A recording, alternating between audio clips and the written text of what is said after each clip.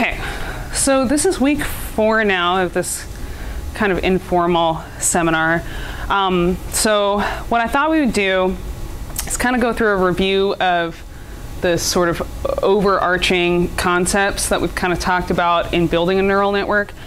And then what I'm going to show you guys how to do, we've kind of done this, you know, surrogate-ish type model building, right, where we had that simple example of y equals x squared. And now what I'm going to do is I have a simple physical model, a physics-based model that I wrote for an example for one of my advisors, Scott James's courses. And the idea was to have this simple, you know, model for people to work with who don't, you know, have a lot of background in programming, and you know, to sort of be able to have this model that is easy to conceptualize, to be able to work with and to analyze, right? And so we'll look at that during the demo portion today, and we're actually going to build, well, I have built for you, but we're actually going to build a data-driven surrogate or a deep learning model to be able to do the same predictions that the simple model is doing, or at least the prediction of interest. So here's my clicker. Okay, let's see if this will go today. There we go. Okay, so just a brief overview again of neural networks. So we call them artificial neural networks because they are sort of modeled off of the anatomy of the brain. Interesting thing is that we actually understand how neural networks function much better than we understand how the brain actually functions, right? But interesting basis for technological development. So in the brain, we have 2 neurons, neuron A, neuron B. Neuron A is going to send an electrical impulse to neuron B, which then has, if the clicker works, come on. All right, I gotta do, it's much more dramatic when it actually works with the clicker, but I'm gonna have to do it with arrow keys today. All right, which has some kind of behavior as a result of that electrical impulse, right? So what we're trying to do with this neural network is we're trying to replicate this cause and effect relationship, right? So the cause would be the electrical impulse sent from neuron B, which of course has its own set of initial conditions or inputs.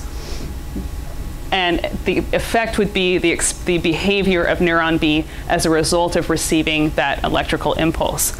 So if we want to replicate that cause and effect, we have a guess of what our inputs should be and the weights and biases that we need to apply to those in order to simulate this electrical impulse, but we don't get it right, right? So the output that we have is not the expected output that we saw in the physical system.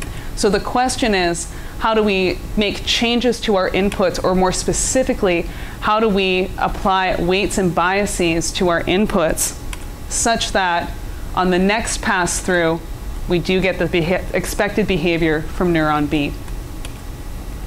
So this is that same cartoony kind of example of a multi-layer perceptron, right? So what we have on the left side here would be in yellow are the inputs to the neural network, or what we will consider our causes. On the right-hand side in purple are outputs from the outputs from the physical system that we are going to consider the targets or effects for our neural network to map to. And in between, I have some hidden layers of densely interconnected nodes. And so the first thing I'm going to do before I train my neural network is I'm going to take all of that data that I amassed, all of those cause and effect scenarios, and I'm going to partition that data set into a training and test data set. The traditional split would be a 90-10 split, so 90% of your data is going to go into training, 10% of your data is going to go into that testing step.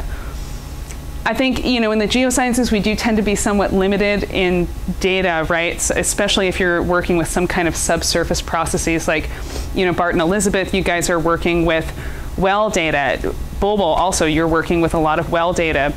So we are limited by the number of wells available to us and the number of data points selected per well. which of course each well is very expensive to drill, right? So we can't just go out on a weekend and make 100 new wells, right? Yeah, nobody's going to give you the funding to do something like that. So, you know, I think that data split is something that you may want to consider experimenting with if you are somewhat limited in data. I personally have not had a problem with the 90-10 split, but you know, maybe I haven't interrogated my my results efficiently enough to really have identified potential issues. Anyway, so I do the 90-10 split. So we have our training data and our test data. So now we're going to move into the testing phase. Training. This is why I have things written down. Training phase. So remember what we're trying to do here. We have our expected outputs y, and what we want to actually do is to be able to predict an estimate for y, which we're going to call y hat. So what we're essentially doing with the neural network is we are creating a function g, which has inputs x and the mapping of x to y hat, the mapping being this capital theta parameter here. And really what we consider the mapping to be represented by are those weights and biases that we then apply to x in order to get that weighted linear combination that we will pass through activation functions from each layer to the next. So the first step of the training process is forward propagation. During forward propagation, we're going to predict y hat, and we're going to calculate the cost, which is essentially the residual between our prediction and our true value, right? There are tons of different cost functions that you can use. I think it's becoming more popular in the physical sciences, and I don't think I've talked about this yet, but it's becoming more popular to do what's called physics-guided neural networks, or physics-guided learning, right? And so, you know, an example of this would be, there's actually a really popular paper that I'll put up on the GitHub site that is out of there's a research group out of Twin Cities that is doing a lot of really cool, well, they're at different universities now, but originally out of Twin Cities. And they did this really interesting lake model, right? So they were trying to do a multi-layer perceptron surrogate for this physics-based lake model to predict lake temperature at different depths. And so what they did was they harnessed an auxiliary physical relationship of density, right? So they know that density will increase with depth, and temperature should decrease with depth. And so what they did with the loss function is that when calculating loss, they know that their prediction for temperature should decrease with depth. And if it does not, if the density associated with that predicted temperature, because of course there's a physical relationship between temperature and density, so if that physical relationship does not hold between depth locations, then the loss function is penalized, right? So that would be an example of a physics-guided loss function. I'm actually trying to do something similar by using evapotranspiration data along with my soil moisture predictions in the same kind of way, right? I understand that there is some known physical relationship between soil moisture and between evapotranspiration, but anyway, those are kind of interesting things to play with.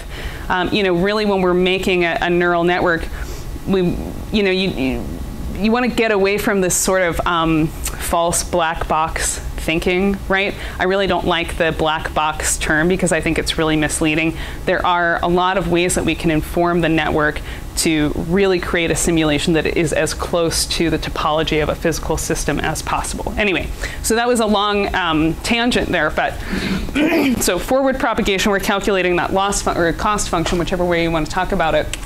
And then during back propagation is where we're really trying to optimize that loss function, right? So we're computing gradients of the cost function with respect to the weights and biases that we use to create that weighted linear combination of x as it passed through each layer during forward propagation.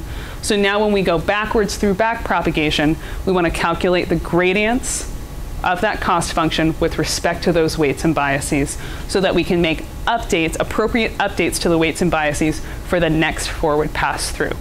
So, and just as a reminder, this full forward and back propagation loop is equal to 1 epoch. It's just like swimming laps in a swimming pool, right? You have to go all the way back to the starting point for it to count as 1 epoch, or 1 lap, whichever way you want to talk about it.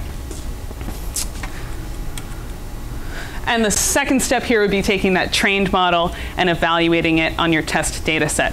So remember, the important thing about this 90-10 split is that we want the samples to be shuffled before we do the split, so that if you have samples that have some kind of spatial or temporal relationship to each other, that they are not, that they are evenly distributed between both our testing and training data sets. We essentially want the test and the training data set to have the same distribution, right?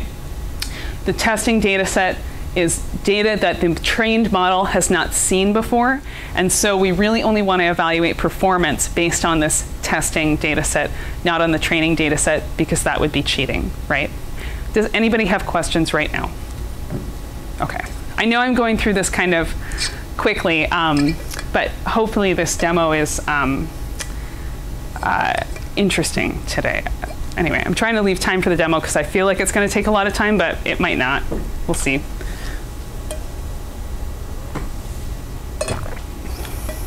So we looked at this example last week, and I just want to reiterate this step here. So here I have a known function, y equals 2x plus 1. Let's say I don't know that function, right? And all I have are the inputs and outputs from several different runs of that function.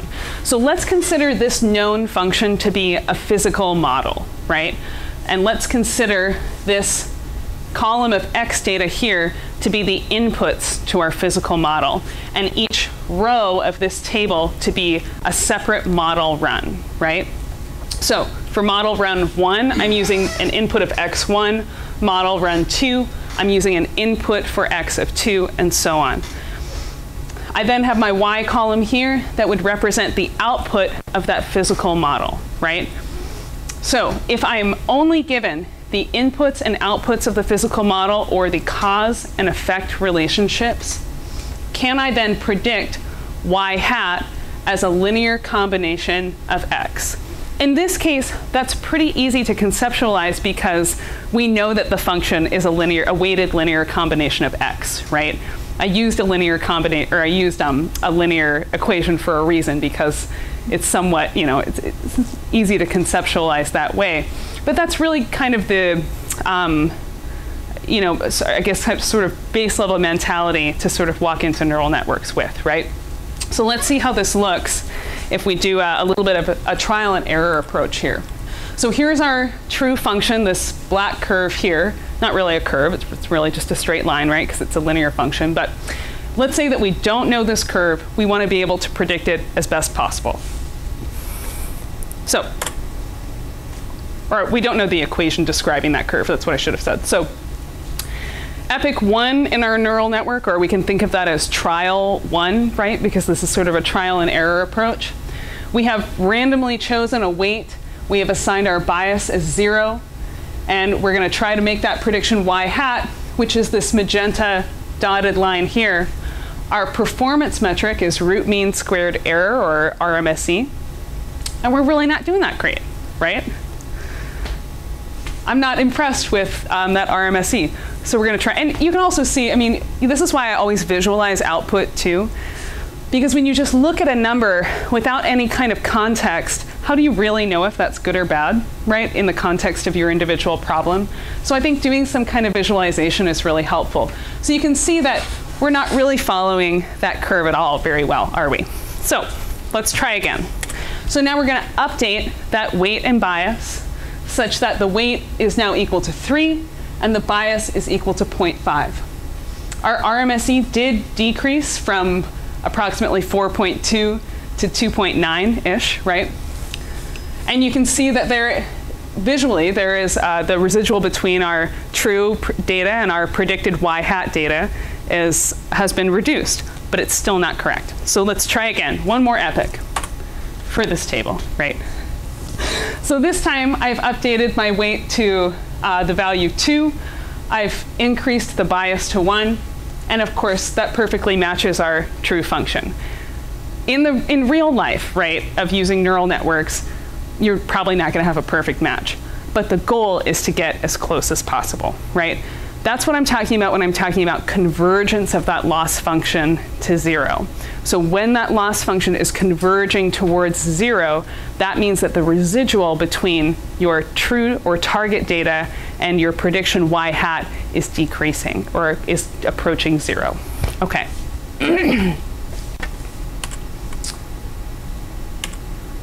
Okay, so we're going to talk about pre-processing a little bit. So I think that the important thing to think about with, I'm just going to put all these up so I can talk over here. You know, the important thing to think about with pre-processing would be, you know, a couple of things. One, how do we make it as easy as possible for the computer to manage this data, right?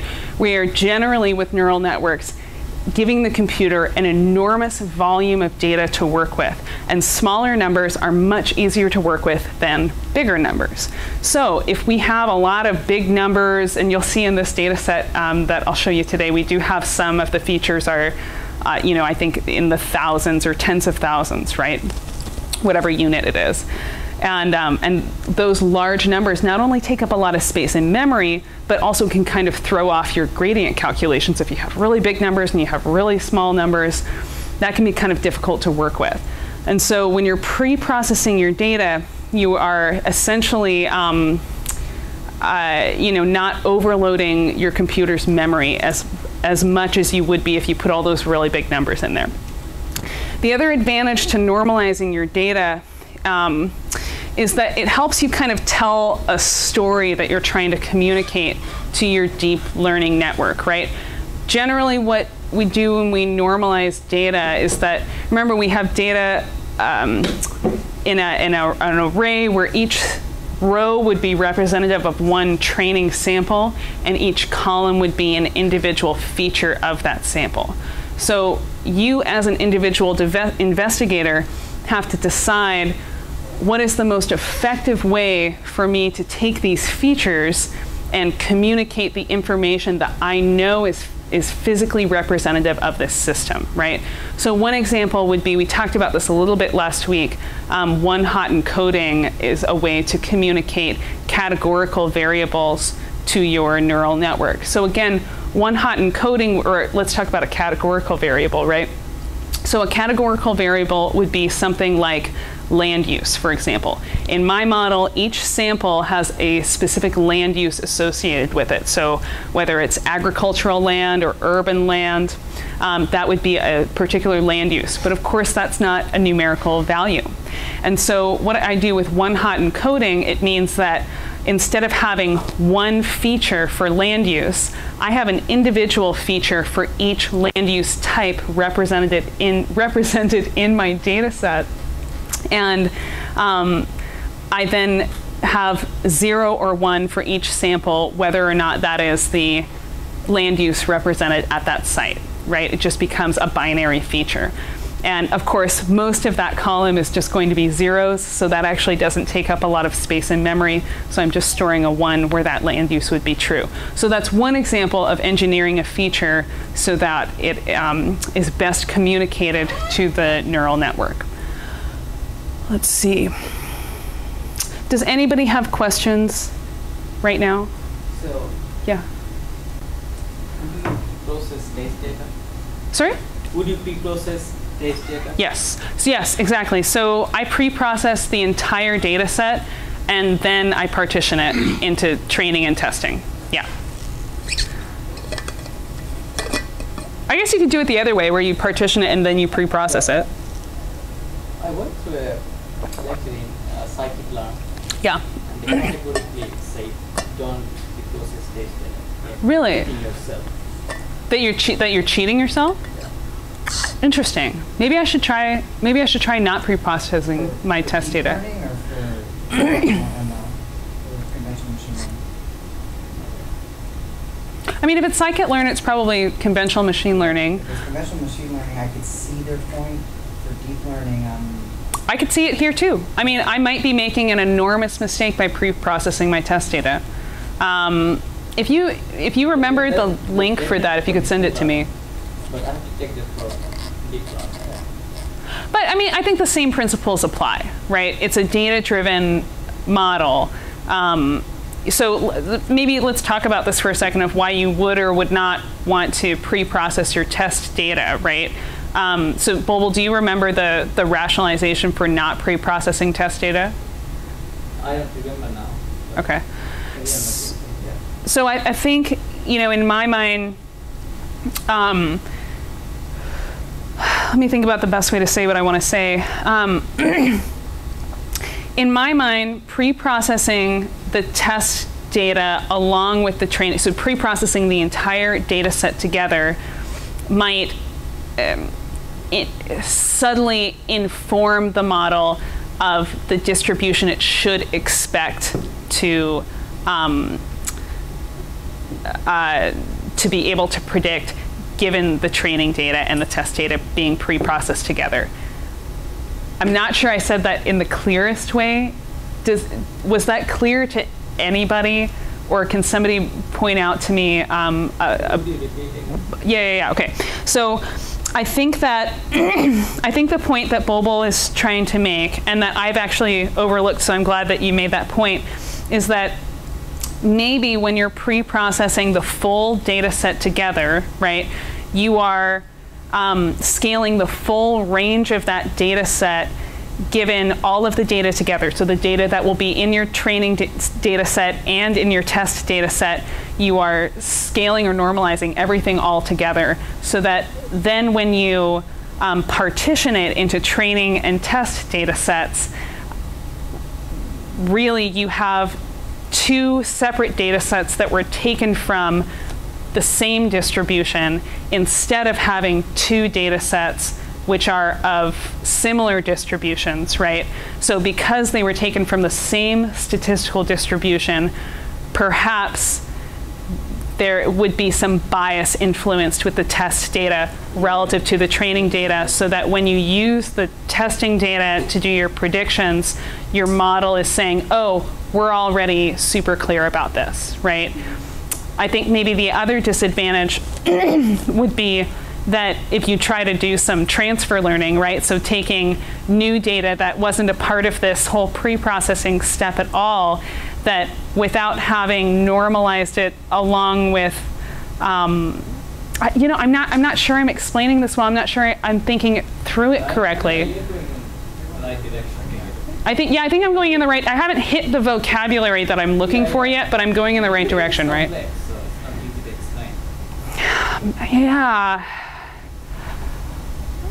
Well, you guys are very forgiving. If you were a group of mathematicians, you'd be sitting, waiting, Okay, let me think about this. Let me think about this. I'm gonna come up with some language to talk about this that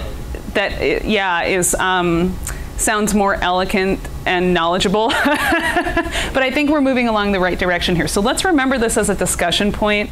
And actually, if somebody wouldn't mind writing that down and just shooting me an email so I don't forget. But let's return to this later, because I think if what you're saying is true, and I suspect that it is, Bulbul, then I need to change my research before I write it up for publication. So that's good. Yeah, that's good. I saw that, and that's like fantastic, but we have more exposure to this than me, so that's like. Yes, but I am self-taught, right? We all at some point are self-taught with advanced skills, and so it's very easy to overlook things when we already feel successful, right? So that, yeah. That's why most scientific breakthroughs occur in your late 30s, mid to late 30s, because after that point you're successful and. Yeah. Well, I'm 32, so I haven't quite hit my mid to late 30s yet. So I still have a chance, right? Okay. Okay, and here we're just kind of, maybe I think I've already kind of talked about this slide, but we'll just kind of look at it again really quickly. So, I think these terms get confused a lot, like scaling and normalization and standardization. So when you're normalizing the data set, you're changing the scale of the data set without distorting the relative range. I think I took out the scaling slide in here, which was maybe a mistake, but when we have outliers in the data, just scaling the data between 0 and 1, we can actually distort the relative ranges, right? So we can distort the range of our quote-unquote normal data by using those outliers, because usually scaling is based on the maximum and minimum of the data set. And of course, in this case, the maximum and minimum occur on intervals that are well outside most of our data points, right? And so, when we're normalizing the data, what we're really doing is preserving. So here I have, my quote unquote, normal part of the data set. That's probably the wrong word to use, but the bulk of my data points occur between -5 and 5. So maybe an absolute range of 10 units. If I go and look over here on my normalized data, I now have my kind of quote unquote, the bulk of my data set now ranges between -0.01 and +0.01. So it's the same absolute range of units, but I've just decreased those actual values themselves so that they'll fit into memory a little bit better. Does that kind of make sense to you guys? And I've still preserved, of course, also the absolute range of my outliers with respect to my the bulk of my data set there. Did you? Yeah? Yeah, actually, probably the main thing of the scaling is suppose you're dealing with two different values. Suppose part is dealing with porosity and permeability. Yep. Those are two magnitude, like different magnitude scale of data. Absolutely. Yeah, absolutely. Scaling. Yeah, absolutely. So the point that Bulbul's making is that in this case we really just had one input feature, right? But oftentimes, especially in the physical sciences, we're going to have multiple input features, and those values are going to be normally on vastly different ranges, right? You might have one parameter that's measured in centimeters per second, and one value that's measured in I don't know why I can't think of another unit right now, but like kilometers per whatever minute. And so you're going to have vastly different ranges of values per feature that could really kind of throw you off a little bit. And we'll actually look at that in the simple model. Like, I think that, well, I'll look at it in a minute. I don't want to get too all over the place today, although I think I've already managed to do that. Okay, so we're going to look at this simple model today that I have over on my right, your left screen.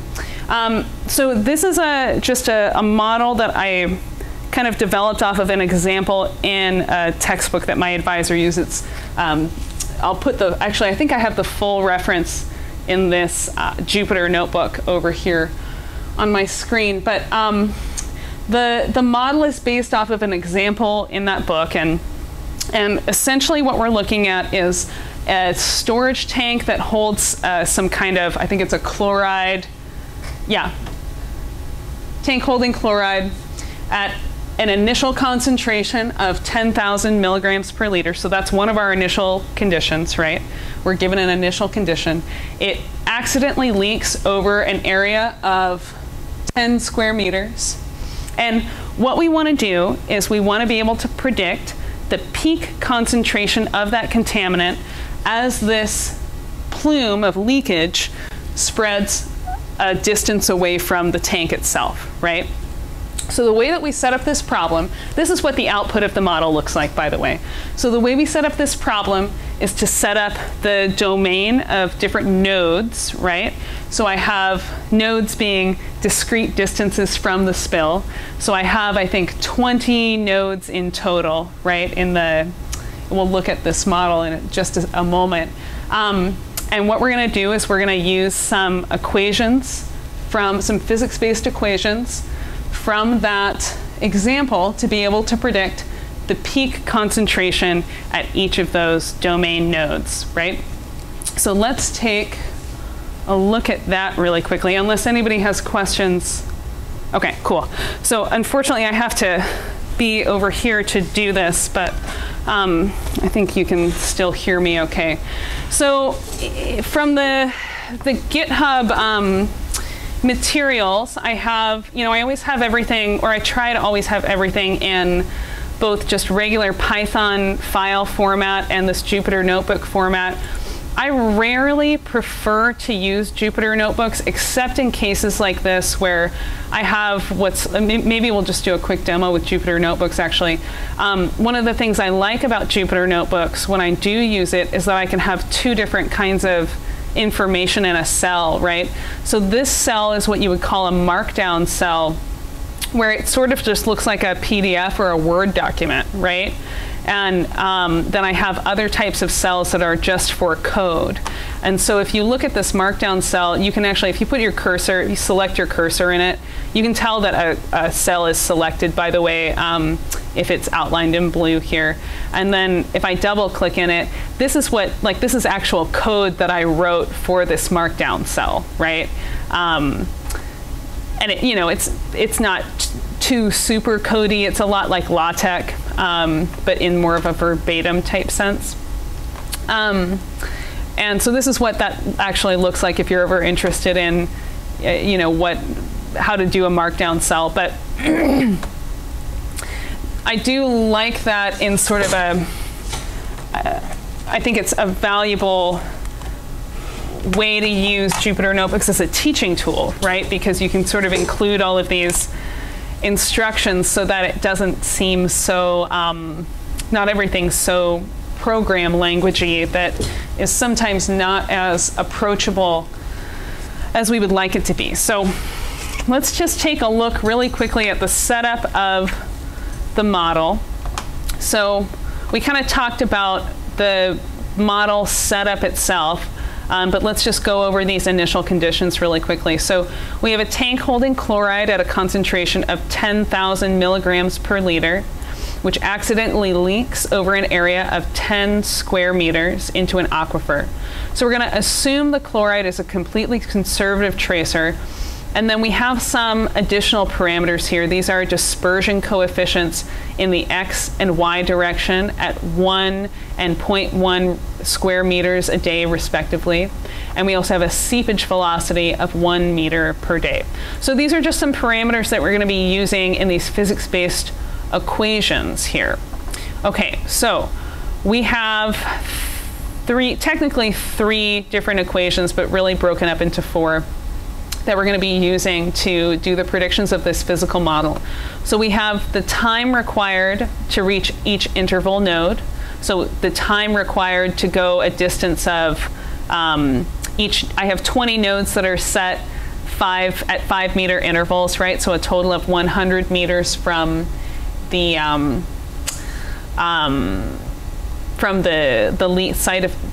site of the leak itself.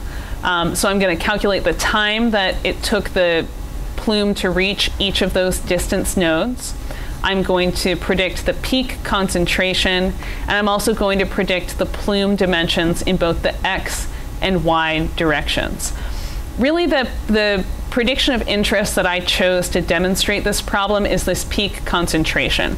That's really the only one, if I were an investigator in this sense, that's the parameter or the prediction that I would be the most interested in. And so we're really only going to be looking at that C max prediction, but we'll also develop equations to be able to predict these, or functions really, to be able to predict these other quantities alongside of it. So let's look at an implementation algorithm.